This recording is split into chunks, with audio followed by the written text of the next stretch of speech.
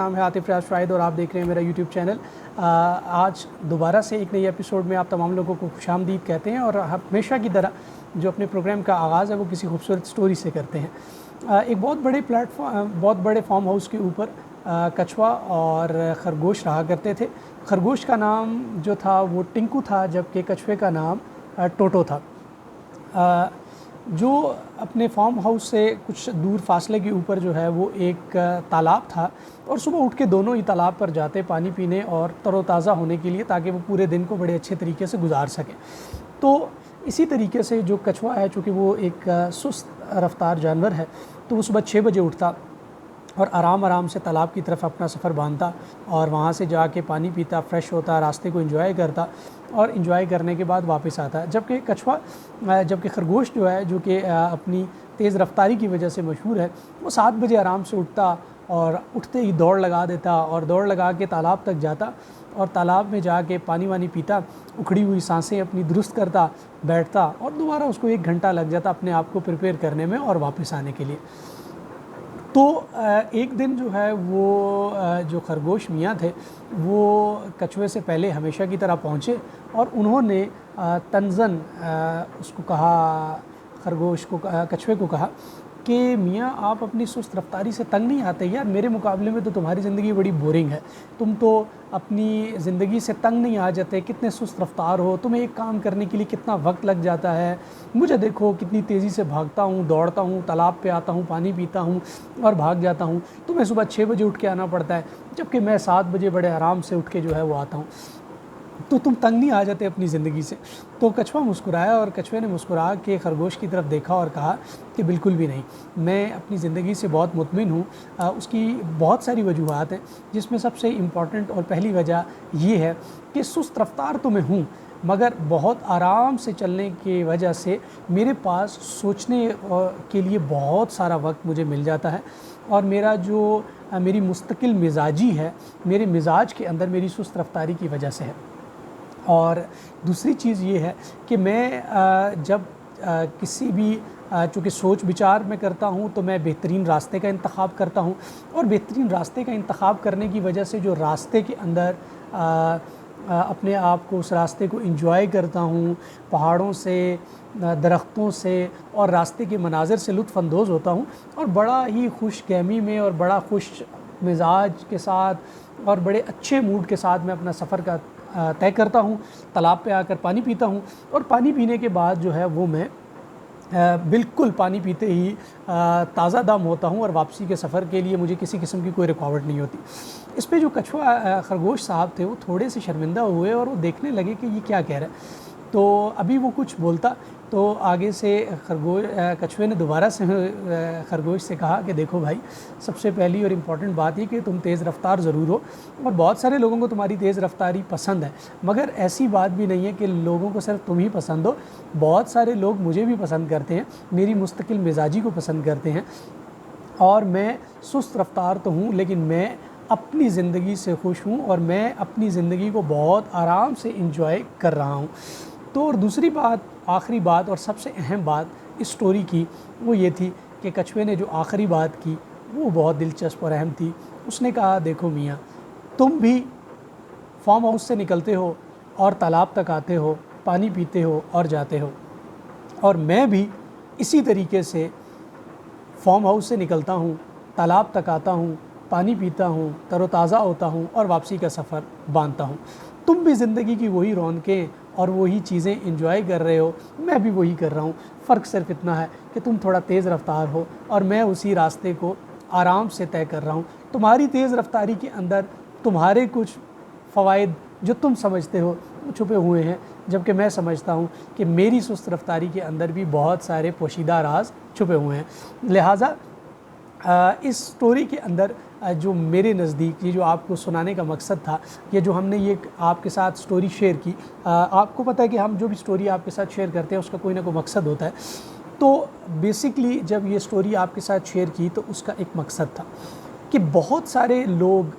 अपने आप को बहुत ज़्यादा तेज़ समझते हैं। उनको लगता है कि उनकी रफ़्तार बहुत ज़्यादा तेज़ है और उन्होंने बहुत कम वक्त के अंदर अब बहुत सारी चीज़ें अचीव कर ली हैं और वो बहुत फास्ट हैं, अपनी चीज़ों को बहुत जल्दी जो है वो अपने काम को बहुत जल्दी मुकम्मल कर लेते हैं, और कुछ लोग उस कछुए की मानद होते हैं जिनका प्रोसेसर थोड़ा सा स्लो होता है और वो अपने कामों को मुकम्मल ज़रूर करते हैं, एफ़र्ट ज़रूर पुट करते हैं, मगर उनका तरीक़ाकार उसके अंदर जो है वो थोड़ी सी सुस्त रफ्तारी शामिल है, वो थोड़ा सा स्लो हैं। मगर देखिए, ज़िंदगी की रौनकें दोनों एंजॉय करने, कोई पहले जाके कर लेता है, कुछ थोड़ा सा लेट कर लेता है, मगर इसका कतन मतलब ये नहीं है, कतन मतलब ये नहीं है कि आप किसी को देखें और वो कोई आपसे कहे कि यार तुम इस प्रोफेशन के अंदर हो, यार तुम क्या अर्न कर रहे हो इसके अंदर से, मुझे देखो इतने कम टाइम में मेरे पास घर भी है, मेरे पास गाड़ी भी है, मेरे पास ये भी है। दुनिया का सबसे मुश्किल काम टू बी योर सेल्फ। आप अपने अंदर रहें, आप अपने मिजाज को समझें, आप वो समझें कि जिस चीज़ के अंदर आप लुत्फ़ महसूस करते हैं, जिस काम को करते हुए आप खुशी महसूस करते हैं, जिस काम को करते हुए आप अपनी ज़िंदगी को बेहतर अंदाज में खुश असलूबी के साथ गुजार रहे हैं। सिर्फ घर, सिर्फ गाड़ी, बहुत तेज़ी के साथ तरक्की लाजमी नहीं है कि वो उसको खुशी भी दे। लिहाजा जब भी अपनी ज़िंदगी के अंदर अपने राइट पर, अपने लेफ़्ट पे कुछ लोगों को देखें जो बहुत तेज़ रफ्तारी के साथ ज़िंदगी में आगे बढ़ रहे हैं, और तो मायूस मत हों, परेशान मत हों, और हमेशा इस स्टोरी को याद रखें, इस स्टोरी को जो है वो रिमाइंड करें, और कछुए की तरह स्लो रफ्तार के साथ अपनी ज़िंदगी के अंदर होने वाले वाक़यात को, अपनी सराउंडिंग को, अपनी लाइफ को महसूस करें, और ना सिर्फ महसूस करें बल्कि इंजॉय करें। इंजॉय करने के साथ साथ कोई फ़र्क नहीं पड़ता कि उसने गाड़ी आज ली है और आप गाड़ी कल ख़रीद लेंगे, कोई फ़र्क नहीं पड़ता। टाइम से टू बी योर सेल्फ, किसी को देख के उसकी तरह बनने की कोशिश में अपनी ज़िंदगी का सुकून ख़राब मत करें। मैं थोड़ा सा इसको वाइंड अप करने से पहले बताऊं कि मैं अपनी ज़िंदगी के अंदर बहुत सारे एक्सपीरियंसेस जो है वो मैंने देखे हैं, बहुत सारे लोगों को इस तरीके से तेज़ रफ्तारी के साथ ऊपर जाते हुए फिर उसी रफ्तार से गिरते हुए भी देखा। ठीक है, तो किसी भी किस्म की किसी के कहने के ऊपर अपनी ज़िंदगी के पैटर्न को तब्दील मत करें, अपने इंटरेस्ट को छोड़ के कुछ ऐसी चीज़ों के पीछे मत लग जाएं जो सिर्फ शराब हो और आपको जो है वो आपकी ज़िंदगी का चैन और सुकून आपसे छीन ले। मैं आपको अपनी ज़िंदगी में एक वाक़या, मैं जब स्कूल टाइम के अंदर था, हमारे साथ हमारा एक बड़ा अच्छा दोस्त था, और आप यकीन जाने मैंने अपनी ज़िंदगी में उससे ज़हीन आदमी नहीं देखा ऑनेस्टली। टीचर जो थे वो स्कूल क्लास के अंदर जो है वो हमें कोई ना कोई लेसन देते थे कि ये इस लेसन में से कल हम आपसे टेस्ट लेंगे, और उस लेसन में वो पढ़ाते कुछ भी नहीं थे, बल्कि सिर्फ ये कहते थे कि इसको याद करें, क्लास में बैठ के याद करें, अपना वक्त बचाएं, और कल जो है वो हम इसमें से टेस्ट लेंगे आपको। तो हम यकीन करें कि वो 40 मिनट का पीरियड हुआ करता था, और उस 40 मिनट के पीरियड के अंदर हम बाकायदा तौर पर उसको सुन रहे, रटा लगा रहे होते थे। फिर घर वापस आना, और घर वापस आने के बाद भी हम जो है वो रटे का प्रोसेस हमारा चल रहा होता था, और तब जाके हमें वो याद होता था, और हम अगले दिन टेस्ट किट से पहले भी जो है वो बड़े परेशान होते थे, और हम कहते थे कि पता नहीं हमारे साथ क्या होगा और हम किस तरीके से इन चीज़ों को मुकम्मल करेंगे। मगर जो इंटरेस्टिंग बात है, जो इसके अंदर नुक्ता जो मैं आपको समझाना चाह रहा हूँ, वो बच्चा 20 मिनट के अंदर, जिसको हमें उस 40 मिनट भी लगते थे और घर में भी 1.5 घंटा लगता था उसको याद करने में, वो बच्चा 20 मिनट के अंदर अंदर वो सारा लेसन याद करके उधर ही खड़ा होकर टीचर को सुना देता था। अब वो बातें कर रहा है, गपशप लगा रहे, टीचर उससे पूछ रही है कि आप क्यों डिस्टर्ब कर रहे हैं दूसरों को और पढ़ क्यों नहीं रहे हो। मुझे याद हो गया, मैंने कर लिए याद। तो टीचर उससे सुनता, कर खड़े हो जाओ सुनाओ। तो जब वो खड़ा होता और उसे सुनते तो वो सारा याद सुना देता। अब टीचर उससे क्या कहे, तो रफ्तार तो उसकी बहुत तेज़ थी, बहुत ज़्यादा तेज़ थी, और बग़ैर पढ़े हुए वो हमेशा क्लास में 3rd पोजीशन पे आता था। लेकिन जितना वो पढ़ता था ना, तो यकीन माने वो जो 1st पोजीशन लेता था या जो 2nd पोजीशन लेता था, वो हमारे जैसे जो है वो उससे 10 गुना ज़्यादा पढ़ते थे। और वो सिर्फ हमारे मतलब समझ रहे हैं ना आप मैं क्या कहना चाह रहा हूँ। तो बहुत ज़्यादा ज़हीन और बहुत तेज़ रफ्तार बच्चा था, जो हमने अपनी आँखों से बर्बाद होता हुआ देखा। हमने देखा है कि वही बच्चा जब उसके बाद हम मैं ज़ाती तौर पे अपने आप को भी बहुत कछुए की मानद ही समझता हूँ कि मैंने अपनी ज़िंदगी के अंदर जो डिसीजंस लिए, जो ज़िंदगी के अंदर अपनी ज़िंदगी को जब मैंने गुजारा, तो उसके अंदर जो मैंने एक्टिविटीज़ की, जो मैंने वो बहुत स्लो प्रोसेस था। मैंने चीज़ों को समझा, चीज़ों को वक्त दिया,